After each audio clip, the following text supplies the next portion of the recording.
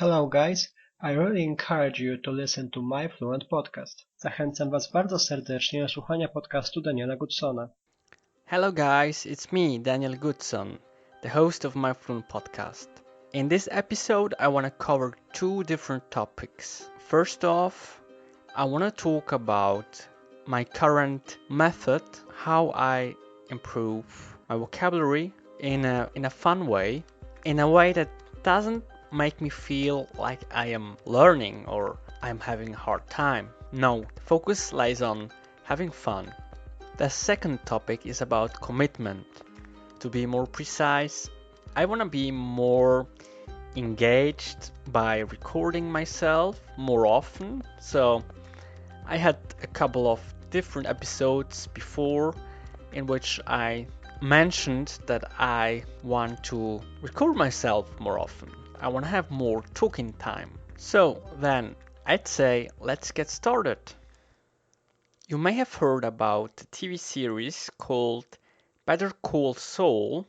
It's a Netflix series, and it's in fact a spin-off of the well-known crime drama television series called Breaking Bad. Well, both series are marvelous, and I recommend you to have a look at these two series. Before I go into the details, I want to explain to you why I want to learn by using this method. Well, it's quite easy. At the time, I don't have that much time, or I don't want to spend a lot of time in learning a language. So, watching series, it's something I do for pleasure, to relax after a hard working day, for example. So, what I do currently is I just watch an episode over Netflix. So in this case, Better Call Saul, and I watch the whole episode without pausing. And the only thing I do is when I come across a word I don't understand or a good phrase I wanna learn, I just shut down really quickly the time of appearance of this chunk of words. And after I've finished to watch, I quickly make a list of all the time appearances. And then I go back to the series. I go to the words I didn't understand and I re-listen. At the same time I record the audio with a specific application, and then I make an MP3 file out of it of about 1 minute, just so that I can get context. And then I add the vocabulary, I write it down, and probably I add the meaning of the word, that can be in English or in German, to the lists with time appearances. And at the same time I put different MP3 files to the according time appearance. Well, there are different methods where you can save all of these lists. For myself, I use the cloud service called Evernote.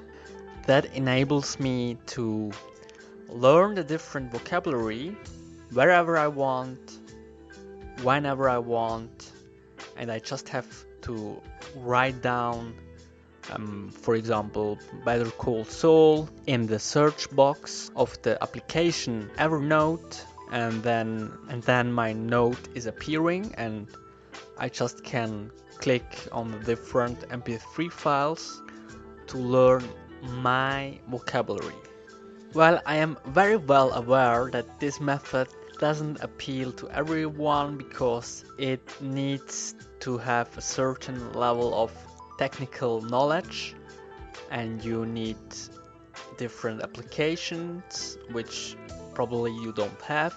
But it all comes down to learn a language by having fun, and I really enjoy watching series, but normally I just binge watch, or I watch series in a rather passive way. I don't jot down words and so on. I just want to see the next episode, and that's a bad way to improve in your language. But if you want to record audio, be aware that there may be copyright laws in your country. As far as I'm concerned, I think as long as I am not publishing something of my recordings, then it won't be an issue. Well, hopefully. Let's dive into the second topic of this episode of my Fluent podcast. So, I try to be more engaged in several occasions, but I had some issues here. So, I thought of the idea of producing a second podcast, and the idea of producing a phrasal verb podcast for English learners came up, and I want to show you my very first episode in a few seconds. But first, let me give you some more explanations. So I think this podcast will enable me to improve my English as well because it's more specific. I just have to focus on the different phrasal verbs, and at the same time I will learn a lot of phrasal verbs for myself. It's again a win-win situation, and hopefully there are a few other listeners who want to join my boat on the podcast called the Phrasal Verb Factory. The only issue I have, I couldn't manage to upload it yet to iTunes. I am still figuring this out, and I used to listen to another podcast for myself. It was the podcast of the well-known Luke Thompson. He had or used to publish also a phrasal verb podcast, but he stopped at, I think, episode number 140 or so. What a pity. But now buckle up, I will show you my very first episode for those who are curious. Stick together, team. Yeah, okay. Nice. Stick together, team. Hello my friends, this is Daniel Goodson, and I am the host of this new show called Phrasal Verb Factory. And it's basically all about learning phrasal verbs. In this show, I want to produce different episodes in which I am going to explain different phrasal verbs with the help of some examples. So, if you want to become a better English speaker, this is the right place.